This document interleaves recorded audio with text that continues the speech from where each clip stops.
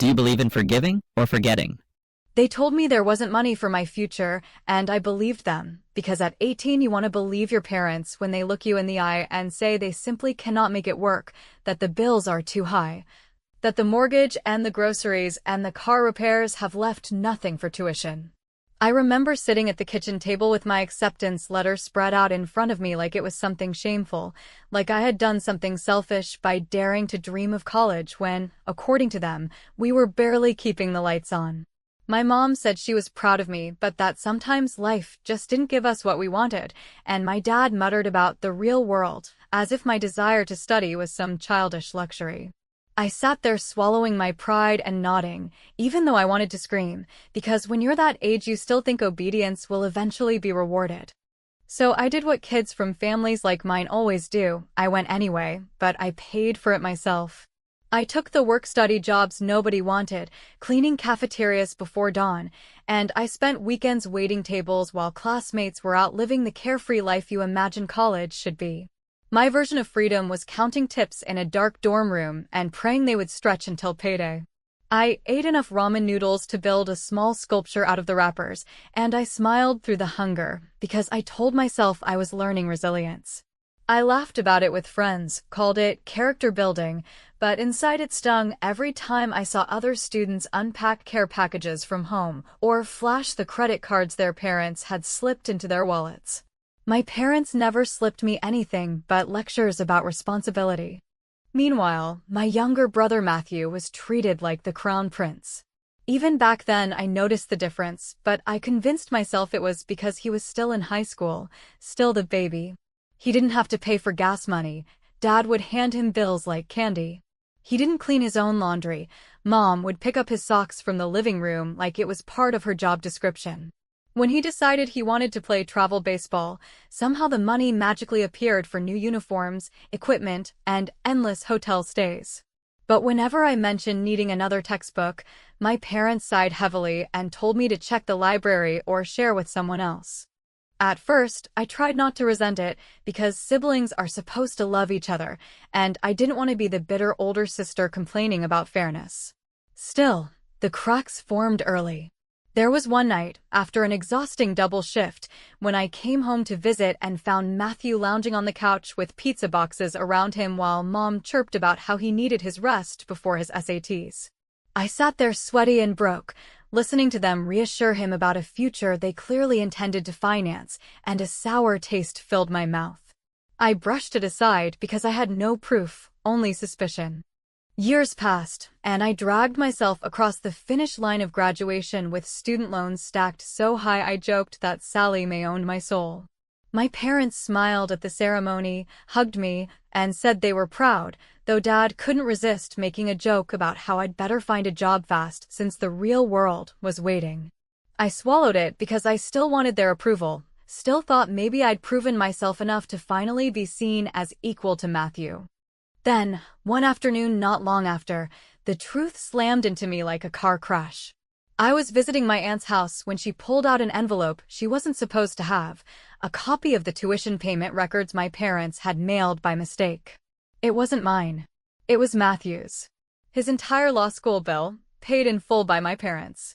The sum was obscene, more than I had ever seen in my bank account, more than I could even wrap my head around. My knees went weak as I stared at the numbers. My parents had looked me in the eye, told me they were broke, sent me off to scrape and claw and drown in debt, all while quietly funneling money into his education without hesitation. I remember laughing, not because it was funny, but because the sound of it was the only thing keeping me from crying in front of my aunt. The room spun, and I couldn't stop hearing Mom's words from years before. "We just don't have it, honey. You'll understand one day," echoing against the image of that paid tuition slip with her handwriting on the memo line. That was the moment something inside me hardened, the moment I realized this wasn't just about money.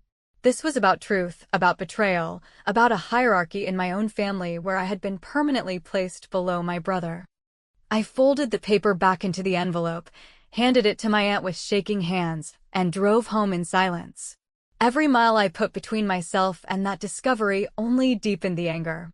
I thought about all the nights I had fallen asleep in a uniform that smelled like fryer grease, about the hours I had spent scrubbing floors, about the permanent knot in my stomach from financial anxiety.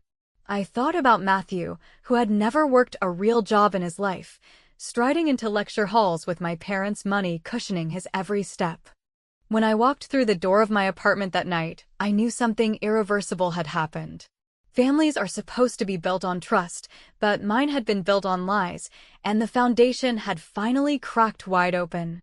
I didn't call my parents. I didn't confront them right away. I just sat there in the dark, clutching my student loan statements, and whispered to myself that I would never forget. And I didn't. Because that was only the beginning. The thing about discovering a lie that large is that it doesn't land all at once, but keeps unfolding like a bad loan document with more pages than you thought existed. And over the next few weeks, the details multiplied until they became impossible to hold without feeling sick, because it turned out the first year of Matthew's law school hadn't been an emergency splurge or some one-time miracle, but part of a neat, prearranged plan with payments scheduled like clockwork, generous living expenses, wired the night before rent was due, and little congratulatory notes tucked into envelopes that smelled faintly of my mother's perfume, the same perfume she wore the night she told me there wasn't money for my books. I tried to tell myself there had to be an explanation that wasn't an indictment of my place in the family.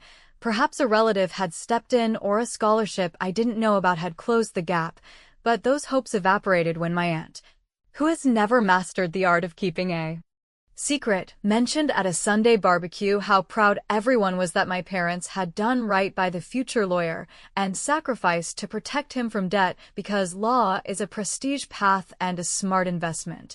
And the way she said investment made the hot dog in my hand turn to sawdust. I don't remember much of that afternoon except the soundtrack of small humiliations humming along the edges of the conversation like a fluorescent light that will not stop buzzing, because every few minutes someone would clap my father on the back and joke about tuition as a down payment on status, while my mother floated from guest to guest delivering the familiar script about struggle and family values, and then circling back to me with soft pats on the arm and that maddening line about how I had always been our resilient one, which sounded noble until you realized resilience was a polite way of saying I had been left alone to sink or swim. When Matthew arrived late, fresh haircut and the smug gait of a man who never wonders whether his card will be declined, he immediately launched into a story about a professor who called him sharp, and the whole circle leaned in as if he were narrating a moon landing, while I stood there remembering a night in my freshman year when I had counted quarters for bus fare and cried in a shared bathroom that smelled like bleach, then showed up to a shift smiling, because smiling is cheaper than therapy. I could have stormed out or created a scene, but I have learned that the most effective response to arrogance is silence sharpened into strategy, so I smiled, grabbed a paper plate I did not want, made small talk about the weather like a sitcom extra, and spent the rest of the day quietly collecting facts, asking my aunt harmless questions about how the payments were structured, how long they had been planning this, and who else in the family knew, and by the time I drove home I had assembled a tidy timeline that proved my parents had made a conscious choice years earlier to bankroll Matthew, while telling me a story about scarcity that would have been moving if it weren't fiction. That night, when the anger threatened to reach the kind of boil that ruins good people, I sat at my kitchen table with my laptop, opened a blank post on the social media account my relatives follow like it's a church bulletin, and wrote a long, conversational thank you letter that read like a graduation speech delivered late, a letter to every customer who had ever tipped me enough to buy a used textbook, to every manager who had accidentally scheduled me for a double and thereby covered a utility bill, to the roommate who once loaned me a winter coat when my paycheck was late, and I included a little gallery of snapshots from those lean years, me in a grease-splattered apron grinning like an idiot because a regular left me a note that said, "Keep going," a stack of borrowed library books with due dates scrawled on sticky notes, the dog-eared planner where I tracked hours and migraines, and I ended by saying that I came from a family that taught me responsibility the hard way and that I had learned to live without help, which was not an accusation by name yet somehow said everything that needed to be said. When I hit publish, I felt a shiver of shame that I was airing the edges of our story, but the shame dissolved as the comments began to stack up with the kind of tenderness you don't expect from the internet. People from high school writing that they remembered me closing down the diner and then making an 8 a.m. class, former coworkers chiming in with inside jokes about the world's worst coffee machine, and the nicest surprise of all, my old financial aid counselor writing that she still kept a copy of my appeal letter because it reminded her why the job mattered. The next morning, as predicted, the phone lit up with messages from relatives, some gentle, some nosy, asking whether everything was all right at home. And mid-afternoon, my mother finally texted a single line. That post felt pointed, to which I replied, "If the shoe fits, you can decide whether to wear it," and then put my phone on silent. Call it petty if you want, but there is a category of revenge that looks like simple truth delivered in a tone so calm it sounds like weather, and that was the one I chose, because I did not need to scream or accuse or assemble a public indictment. I only needed them to feel the friction of the story they had told about themselves rubbing against the story I had lived, and over the next week I watched as the family group chat turned strangely quiet whenever tuition or careers came up, like someone had shut a window and the draft was gone. The real payoff, though, arrived when my father, who has always prided himself on handling problems behind closed doors, called to ask why I would embarrass the family, and I said that I had simply thanked the people who had actually paid for my education, which, if we were doing math, did not include him, and the silence that followed was so long and brittle it felt like a porcelain dish about to crack. He cleared his throat, launched into a speech about how parents make difficult choices, and hinted that I should be thinking about the future because families take care of each other when they get older, and I let him finish. Let every word sit there like leftovers nobody wanted, then said I hoped they had planned for their retirement with the same foresight they showed for Matthew's tuition, because I had finally learned a valuable lesson about funding priorities and would be applying it rigorously. I did not raise my voice or use a single dramatic flourish. I simply adjusted the ledger in a way that everyone could understand. My mother tried to soften things with a story about how scholarships had fallen through and deadlines were tight and they had panicked, but she could not explain away the years of secrecy, the cheerful bragging, the ease with which they had watched me drown while they built Matthew a yacht. I slept well for the first time in weeks after that call, not because the problem was solved, but because the ground rules had been established, and the next time I saw my parents at a cousin's birthday, the air felt different. Respectful in a way that comes from fear more than love, which is not ideal but will do when trust is bankrupt.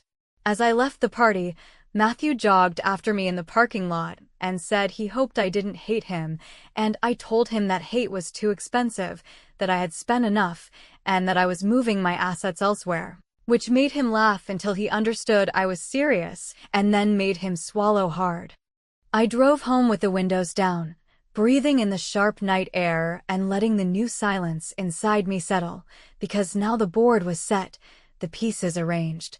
And if my parents still believed I would step into the role of the dependable daughter who pays the bills no one else wants, they were going to discover just how thorough my education had been and how much interest accrues on a debt of disrespect. I had always imagined that success would feel like sunlight finally breaking through the clouds, warm, obvious, radiant, but when it came, it was quieter than I expected, more like the faint hum of a machine that never stops running. I didn't wake up one day rich or free. Instead, I just noticed that the panic in my chest began to fade when I checked my bank account. I wasn't drowning anymore. I could pay rent without calculating which bill could wait. I could order dinner without guilt. I could buy a coat because I liked it, not just because it was half off and waterproof. It was nothing dramatic, just peace, which in my world had always felt like a luxury item, and suddenly it was mine, and mine alone. There was no big promotion or windfall. It was a slow, steady grind that finally started paying off. My manager noticed my ideas. Clients started calling me by name instead of the assistant, and I stopped apologizing before speaking in meetings. I built something for myself brick by brick without asking anyone for help, especially not my family. Matthew, meanwhile, was thriving in his little fish tank of delusion. still convinced that every opportunity he received was the result of his dazzling intellect rather than the thousands of dollars and endless strings our parents had quietly pulled behind the scenes. He posted filtered pictures from conferences he hadn't paid for, shared inspirational quotes about earning your seat at the table, and strutted through the world as if humility was a foreign language. Our parents cheered him on like he was a local celebrity. Mom started signing her Christmas cards, mother of a future litigator, and Dad referred to him as the sharp one in conversations with extended family, which they probably assumed was a joke until they noticed he never said that about me. I stopped attending most family functions. When I did show up birthdays, weddings, funerals, the unavoidable ones, I kept things polite but distant. I smiled, nodded, handed over generic gifts, and escaped early, often faking a work emergency just to dodge the hollow small talk. They never called me on it. I don't think they even noticed. But they noticed other things. They noticed when I started showing up in a nicer car, when I moved into a better apartment with hardwood floors instead of stained carpet, when I stopped showing up tired and started showing up dressed like someone who had options. Suddenly, the daughter they'd once treated like a footnote became something else, a potential resource. It started small. My mom asked if I knew anything about refinancing, said she was just curious, then added how hard it had been keeping up with medical bills lately. I said I wasn't an expert and changed the subject. A few weeks later, my dad emailed me, emailed, like it was a job inquiry, to ask if I had ever thought about investing in real estate and whether I'd be interested in partnering on a small property he had his eye on. He used words like legacy and future, words that sounded noble until you remembered they were coming from the same man who once told me that college was just a piece of paper. I didn't reply. The real test came on a random Thursday evening when Mom called just to catch up, which in itself was suspicious because she hadn't called without a reason in years. We exchanged stiff pleasantries, commented on the weather, and then she cleared her throat and said she and Dad were thinking about retiring soon and might need a little help navigating things, and before I could even ask what that meant, she launched into a vague monologue about sacrifices, about how they always tried to do what was best for us, and how they knew I'd understand because I'd always been the responsible one. I bit my tongue until it bled. That was when it hit me. They weren't trying to apologize or make amends. They were positioning themselves. They were drawing the first lines of an emotional ledger, preparing to collect on some imagined debt that I never signed up for. They wanted me to feel grateful for surviving, as if the ability to endure their negligence was a favor they had done me. But I had outgrown that trick. I had built a life without their input, without their money, without their belief in me. And now that life was the one thing they wanted a piece of, not because they loved me or wanted to reconnect, but because it was convenient, because Matthew, their investment, wasn't exactly yielding the returns they'd counted on. Word had started to circulate that Matthew wasn't doing quite as well as they'd hoped. Rumors reached me through cousins and distant relatives, complaints about how hard it was to land clients, how the job market was tough, how he might take a break and regroup, which was code for the fact that he had never learned to swim without someone else keeping his head above water.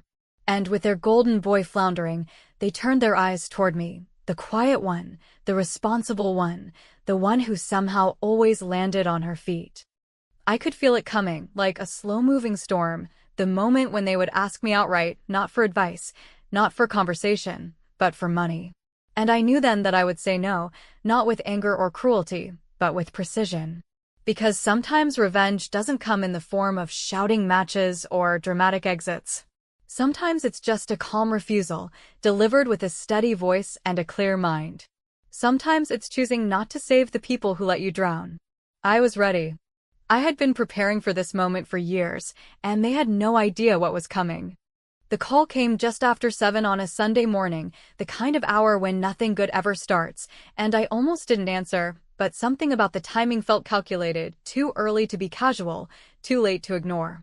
I let it ring twice, then picked up, already bracing for whatever self-inflicted crisis my parents were ready to hand me like a baton in a relay they had no intention of finishing themselves. My mother's voice was bright at first, artificially sweet, the kind of tone she used with distant relatives or store clerks she was trying to impress.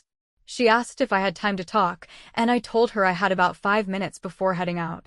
That was a lie, but I had learned that boundaries must be carved out, not requested. She launched into small talk, the pointless kind meant to ease into something heavier.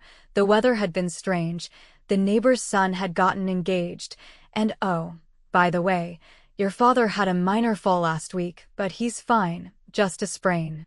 I waited. The hook always came after the bait. Then, almost as an afterthought, she said they were thinking about selling the house, but weren't sure what the market was like, and maybe I'd know a realtor or someone who could guide them a bit, which was her way of saying we need help, and we'd prefer if it didn't cost us anything. I offered a name, vaguely, then mentioned I had to go. She sighed, long and theatrical, and said, sometimes I wish we were closer like we used to be. That line, that single, manipulative string of words, sat in the pit of my stomach like something sour. There was no used to be. There was only a time when I hadn't yet realized what they were, a time before I learned that love, in our house, had always been conditional. I didn't answer her. I just hung up. And from that moment on, I began preparing for what I knew was coming next, the direct ask. It arrived 2 weeks later, not in the form of a call, but a carefully crafted email with a subject line that read, "A humble request." I opened it with the same dread one reserves for medical results or legal notices, and there it was, laid out in precise, rehearsed language. They were facing unexpected financial hardship. Matthew's career had temporarily plateaued, and with their combined health issues, they were hoping I might be willing to assist with a short-term loan, something small to ease the pressure. They emphasized that they weren't asking as parents, but as people who had always done their best. I read it twice, then 3 times. Then I poured myself a drink and laughed, not because it was funny, but because the audacity of it all was almost impressive. They had spent years denying me the barest form of support, not just financially, but emotionally, and now, because their golden child had tarnished and their safety net had snapped, they thought I'd become their insurance policy. I drafted a dozen different replies, ranging from brutal to clinical, but in the end, I sent nothing. I let the silence do the talking. Days passed. Then another message came, this time from my father, shorter, colder. He reminded me that families endure hard seasons, that loyalty isn't about keeping score, and that he'd never imagined I'd be so calculating. That word, calculating, lit a fuse in me I didn't even know was still attached. I sat at my desk for hours after that, staring at the blinking cursor, trying to decide whether I owed them an explanation, a confrontation, or absolutely nothing at all. In the end, I chose a different path entirely. I printed out every student loan statement I had ever paid, every paycheck stub from my waitressing years, every tuition invoice, every overdraft fee. I laid them out on my dining table like exhibits in a trial I was finally ready to prosecute. Then I took photos of them, clean, well-lit, legible. And in one final document, I wrote a letter. It wasn't angry. It wasn't even emotional. It was a precise record of events. The day they told me there was no money, the years I spent clawing my way through school, the discovery of Matthew's fully funded education, and the silence that followed. I included timestamps, dates, and totals. I signed it without a flourish. Just my name. I printed that letter, tucked it into a folder labeled "in case they ever forget," and stored it in my filing cabinet, not because I intended to send it, but because some truths deserve a paper trail. That act, quiet and unseen, felt more powerful than any screaming match ever could. It was my way of saying, I know what happened. I remember everything. And I won't be rewriting the past just to make you more comfortable. What followed was a slow unraveling. The next time I saw Matthew, he looked tired in a way he hadn't before, not physically, but morally. He didn't meet my eyes. At a family barbecue, he approached me with a plastic plate in one hand and said he was thinking of leaving law altogether, maybe trying something less competitive. I said nothing. I didn't nod. I didn't smile. I just walked away and left him standing there in the smoke from the grill, holding a burger he'd probably never paid for. My parents tried once more, just before Thanksgiving. They called, both of them on speaker, and said they wanted to clear the air, which was code for, "We need something from you and we'd rather pretend everything is fine." I let them talk. I let them ramble about how family was complicated and how they made mistakes and how maybe, just maybe, we could start fresh. And when they finished, I said only one thing: there won't be a second round of sacrifice, not from me. Then I hung up. No drama. No tears. Just a closed line, a closed door, a closed chapter. I had nothing left to give them, not money, not apologies, not explanations. All I had was the truth and a very long memory. And they had finally learned that sometimes, when you betray the one person who would have done anything for you, you don't get another chance. You get silence. And silence, when earned, is louder than any scream. I didn't tell anyone I was coming to the graduation. I didn't RSVP. I didn't message a single soul. I just showed up, dressed in muted colors, sunglasses on despite the cloudy sky, and took my seat in the farthest corner of the stadium, high enough to see everything, far enough that no one noticed me. The speaker's voice echoed across the field, words about perseverance and ambition, about hard work and sacrifice, lines I had heard before, but this time they hit different. They sounded less like inspiration and more like satire, like someone reading my biography in code while everyone clapped politely without understanding the punchline. Somewhere down below, my brother sat in his rented robe, a bright red sash draped across his shoulders, surrounded by people who still thought he was the best thing to happen to our family. I didn't come to celebrate him. I came for closure. For weeks leading up to that day, I debated whether I'd attend. Part of me wanted nothing more than to delete the email invite and never speak his name again. But another part, the colder, more precise part of me, needed to see it through. Not for him. For me. I needed to look directly at the thing that had shaped so many years of my life, the imbalance, the betrayal, the slow realization that I was never meant to be the star in their story, and face it without flinching. So I went, alone, without flowers or fanfare, and I watched. I watched as they took photos with him, as my mother wiped tears and adjusted his tassel, as my father patted him on the back and said something that made them all laugh. And I waited, not for a moment to speak, but for the moment I would finally feel nothing. When the ceremony ended and the crowd began to spill out onto the lawn, I lingered by a bench, sipping stale coffee from a paper cup, and watched from behind my sunglasses as the family formed their usual tight circle.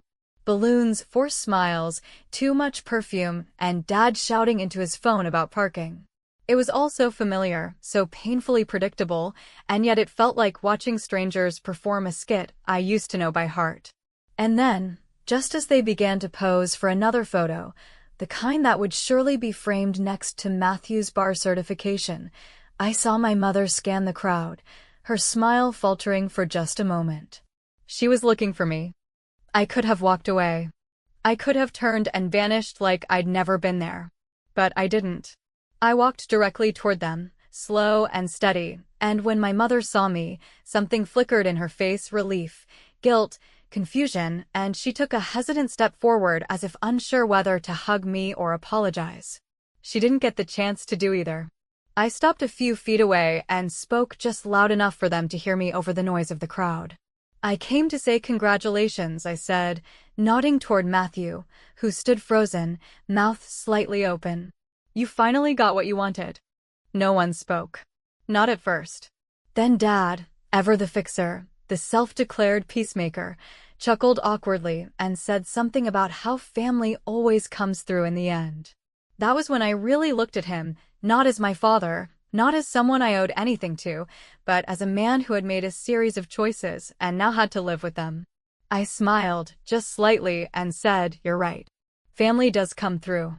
When it's earned." Then I turned to Matthew, who still hadn't moved, and added, "Good luck. You'll need it." I walked away without waiting for a response. I didn't need one. I'd already gotten what I came for: not revenge, not recognition, but the quiet, absolute satisfaction of knowing I had nothing left to prove. They had built a future without me, and I had built one without them. And while theirs was still held together with illusions and shallow praise, mine was real, tested, earned, and entirely mine. Weeks passed, and the silence stretched on. No messages. No calls. Not even a passive-aggressive email. I suppose they were waiting for me to come around, to fold like I always used to offer some kind of emotional olive branch out of habit. But I didn't. I had nothing to offer them anymore. They had spent every bit of the goodwill I once carried like a secret in my chest, and now I was bankrupt of sympathy. I had moved on, not just physically, but emotionally, spiritually, permanently. I started writing again. Not novels or grand essays, but fragments, memories, observations, conversations I never had. I wrote down the moment I realized I'd never be enough for them, and the moment I realized I didn't have to be. I wrote about the silence, the survival, the day I chose myself. And somewhere in the middle of all that, I began to understand that closure isn't always about forgiveness. Sometimes it's just about clarity. A few months later, I heard through a cousin that my parents were selling the house. Downsizing. Apparently the money had run out faster than expected, and Matthew's career wasn't taking off like they'd hoped. I didn't feel triumphant. I didn't feel anything at all. I just nodded and moved on with my day. Because I wasn't their safety net. I wasn't their backup plan. I wasn't even their daughter in the way they had defined it. I was something else now, someone who had learned, the hardest way possible, that love without respect is just manipulation with a smile. I never sent them a letter. I never showed them the folder. They wouldn't understand it anyway. But I kept it, not out of spite, but as a reminder. A reminder that I survived what they tried to deny, and that I built a life on the ashes of their silence. And if they ever wonder why they don't hear from me again, they can revisit the same question I asked myself over and over all those years ago.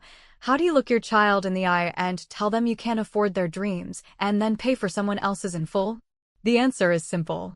You don't. Not if you expect to be in her life when the bill comes due.